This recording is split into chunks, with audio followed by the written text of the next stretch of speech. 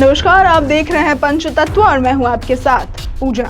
भारत में आरक्षण की कहानी शुरू हुई साल 1882 से, जब ब्रिटिश भारत के तत्कालीन वायसरॉय लॉर्ड रिपन ने भारत में शिक्षा की स्थिति के आकलन और सुधार के लिए इंडियन एजुकेशन कमीशन बनाया, जिसे बाद में हंटर कमीशन भी कहा गया।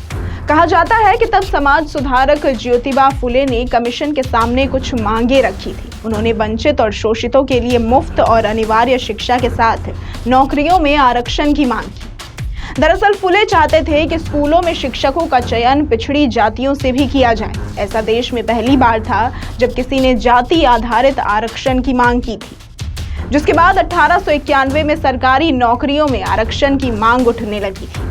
वरिष्ठ इतिहासकार डॉक्टर जयसिंहराव पवार ने अपनी किताब राजर्षि शाहू छत्रपति जीवन व कार्य में लिखा है कि कोल्हापुर रियासत के शाहू जी महाराज 1899 के कार्तिक माह में पंचगंगा नदी में नहाने जाया करते थे। तब परंपरा थी कि महाराज के नहाते समय पुरोहित वैदिक मंत्र पढ़ेंगे, लेकिन एक दिन महाराज के मित्र पंडित राजाराम शास्त्री भी वहां मौजूद थे। मंत्र सुनकर उन्हें एहसास हुआ कि पुरोहित नारायण भट्ट वैदिक मंत्र की जगह पौराणिक मंत्र पढ़ रहे हैं। शाहू जी ने जब इसके बारे में भट्ट जी से पूछा तो उन्होंने बताया कि शूद्रों को वैदिक मंत्र सुनने का अधिकार नहीं है, जिसका अर्थ था कि वे छत्रपति शिवाजी महाराज के वंशज शाहू जी को शूद्र मानते थे।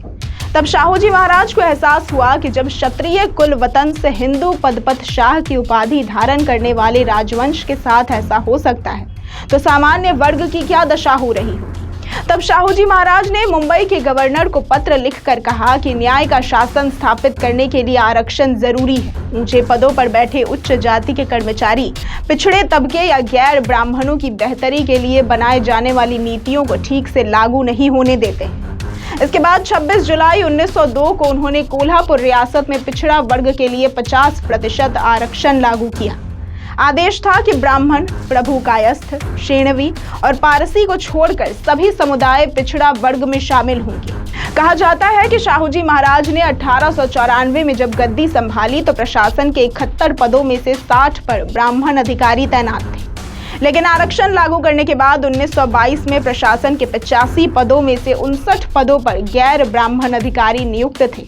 इसलिए शाहू जी को भारत में आरक्षण का जनक कहा जाता है। ऐसी ही तमाम खबरों और जानकारियों के लिए देखते रहें पंचतत्व।